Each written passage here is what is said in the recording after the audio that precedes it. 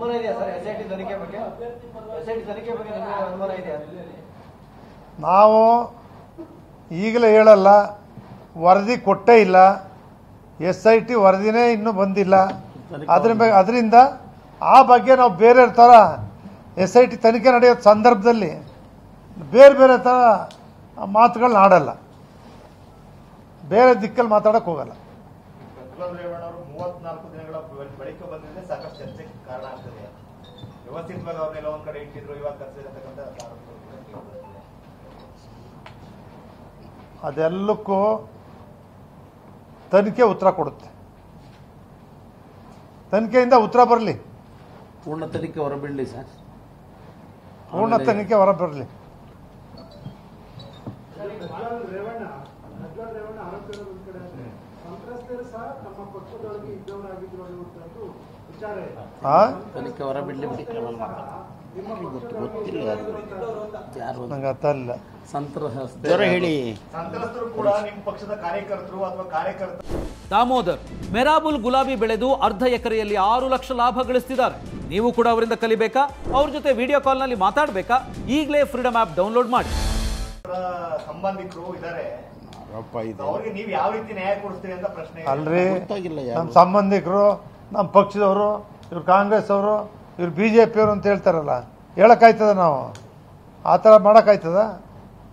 ಯಾರಿಗೆ ಅನ್ಯಾಯ ಆಗಿದೆ ಅವ್ರಿಗೆ ಸರ್ಕಾರ ನೆರವಾಗಬೇಕು, ಯಾರೇ ಇರಲಿ. ಅದ್ಯಾವುದೂ ಆಗಿಲ್ಲ ಇದುವರೆಗೆ.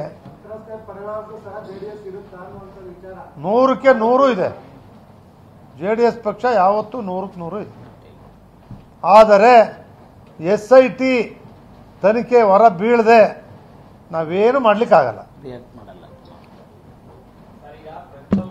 ನಮಸ್ಕಾರ ಎಲ್ಲರಿಗೂ. ಸರಿ ಸರ್, ಈಗ ನಮ್ದು ಬಹುಮುಖ್ಯವಾದಂತ ಇವತ್ತಿನ ಪ್ರೆಸ್ ಮೀಟು ನಮ್ಮ ಕೋರ್ ಕಮಿಟಿ ಅಧ್ಯಕ್ಷತೆಯಲ್ಲಿ ವಿವೇಕಾನಂದ್ ಅವರಿಗೆ ಮೊದಲನೇ ಪ್ರಾಶಸ್ತ್ಯ ಮತವನ್ನು ಕೊಡ್ತಕ್ಕಂಥದಕ್ಕೆ ಅವರು ಮನವಿ ಮಾಡಿದ್ದಾರೆ. ಇದಾದ ಮೇಲೆ ತನಿಖಾ ಹಂತದ ಪೂರ್ಣ ವರದಿ ಬಂದ ಮೇಲೆ ಕುಮಾರಣ್ಣವರು GTD ಸಾಹೇಬರು ಅದನ್ನು ಮುಕ್ತವಾಗಿ ಚರ್ಚೆ ಮಾಡ್ತಾರೆ. ಈಗ ಚುನಾವಣೆ ಮುಗಿದಿದೆ, ಫಲಿತಾಂಶ ಕಾಯ್ತಾ ಇದ್ದೀವಿ, ನೋಡೋಣ ಏನು. ನಿಮ್ಮ ಪಕ್ಷದ ರಾಜ್ಯದ ಏಕೈಕ ಸಂಸದರು ಅವರ ಬಂಧನದಿಂದ ನಿಮ್ಮ ಪಕ್ಷದ ಮೇಲೆ ಪರಿಣಾಮ ಬೀರೋದಿಲ್ವಾ? ಯಾವುದೇ ಪರಿಣಾಮಗಳು ಇಲ್ಲ, ಯಾವುದೇ ಪರಿಣಾಮ ಇಲ್ಲ. ಯಾವ ಸಂಸದರಿರಲಿ, ಯಾವುದೇ ಶಾಸಕರಿರಲಿ, ಯಾವುದೇ ಒಬ್ಬ ಪದಾಧಿಕಾರಿ ಇರಲಿ, ಅವ್ರ ಮೇಲೆ ಆರೋಪದಿಂದ ನಿಮಗೆ ಮುಜುಗರ ಆಗಿದೆಯಾ ಇಲ್ವಾ ಅಂತ ಪ್ರಶ್ನೆ. ನಮ್ಗೆ ಯಾವುದೇ ಮುಜುಗರ ಇಲ್ಲ. ಅತ್ಯಾಚಾರ ಆರೋಪ ಪ್ರಕರಣ, ಲೈಂಗಿಕ ಮಹಿಳೆಯರ ಮೇಲಿನ ಅಲ್ರಿ, ಪ್ರಜ್ವಲ್ ತಪ್ಪು ಮಾಡಿದ್ರೆ ಅವ್ರು ಶಿಕ್ಷೆ ಕೊಡಿ ಅಂತ ಹೇಳಿದೀವಿ.